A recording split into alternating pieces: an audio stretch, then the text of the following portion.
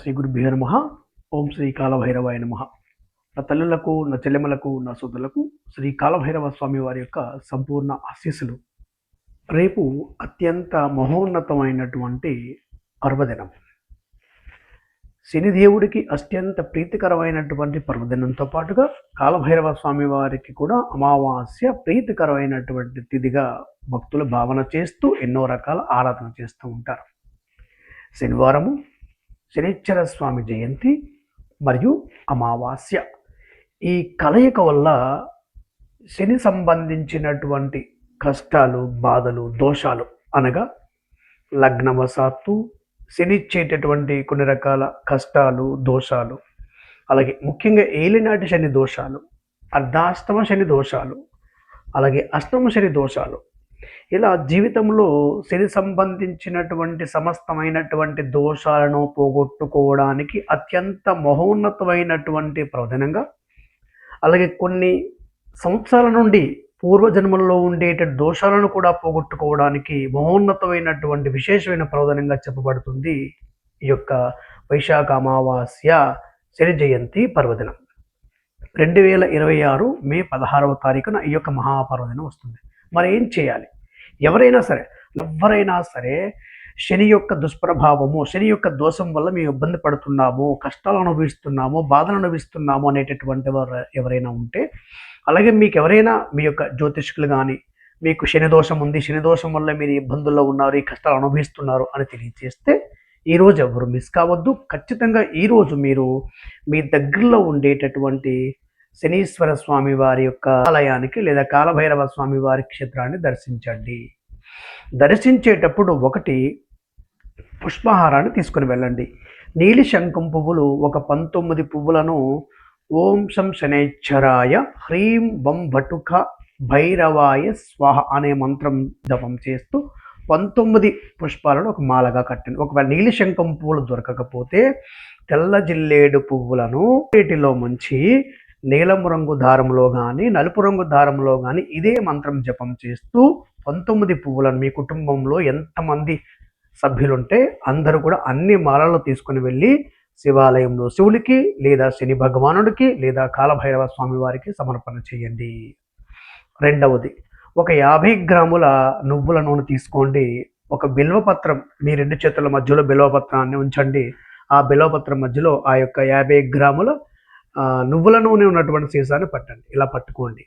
మీరు ఈ యొక్క శివాలయంలో కానీ లేదా శనీశ్వర స్వామి మందిరం చుట్టూ కానీ కాలభైరవ స్వామి వారి యొక్క మందిరం చుట్టూ కానీ 3 కానీ 11 కానీ 19 కానీ ప్రదక్షిణలు చేసి ఈ యొక్క తైలాన్ని నా జీవితంలో నేను అనుభవిస్తున్నటువంటి ఈ యొక్క శని సంబంధించిన సమస్త దోషాల నుండి విముక్తి కలిగించి శని అనుగ్రహాన్ని కలిగించు ఈశ్వర అని కాలభైరవ స్వామి వారిని, మహాదేవుని కూడా ప్రార్థన చేస్తూ ఈ తైలాన్ని మీ యొక్క శిరస్సు చుట్టూ ఒక 3 సార్లు సవ్యంగా 3 సార్లు అపసవ్యంగా తిప్పుకొని స్వామివారి యొక్క పాదాల చెంత ఆ యొక్క నూనెను సమర్పణ చేసేయండి. అంటే తైలాభిషేకము నిర్వహించుకోండి. ఆ యొక్క బిల్వపత్రాన్ని స్వామివారి యొక్క పాదాల చెంత వదిలేయండి.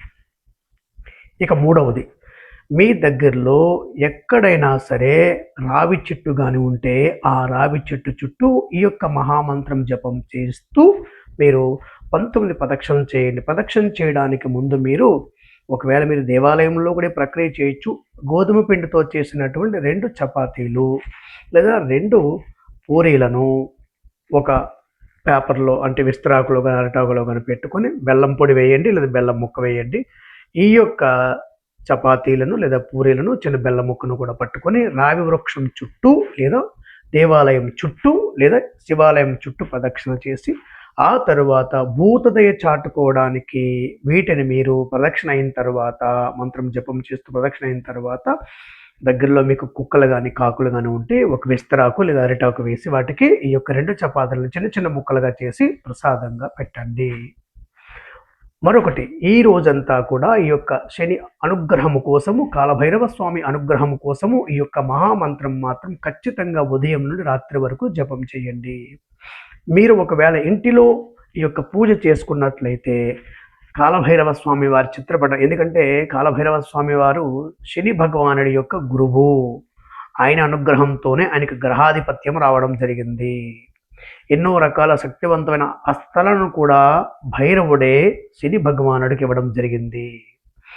ఈ యొక్క శని యొక్క గురువు కాలభైరవ స్వామి కాబట్టి మీ గృహంలో ఉండే కాలభైరవ స్వామి వారి చిత్రపటానికి ఈ యొక్క పుష్పమాలను కూడా సమర్పణ చేయొచ్చు. ఇంట్లో అయితే గనక ఒక ఇత్తడి ప్లేట్లో నలుపు రంగు వస్త్రం వేసి, నలుపు రంగు వస్త్రం పైన ఒక మట్టి ప్రమిద ఉంచి, దానిపైన మరొక మట్టి ప్రమిద ఉంచి 2 ఒత్తులను ఒకవైపుకి 2 ఒత్తులను ఒకవైపుకి వేసి, నల్ల నువ్వుల నూనె వేసి 2 జ్యోతులను వెలిగించి, అక్కడ కాలభైరవ స్వామి వారి చిత్రపటానికి ఈ యొక్క దీపానికి పంచోపచార పూజ.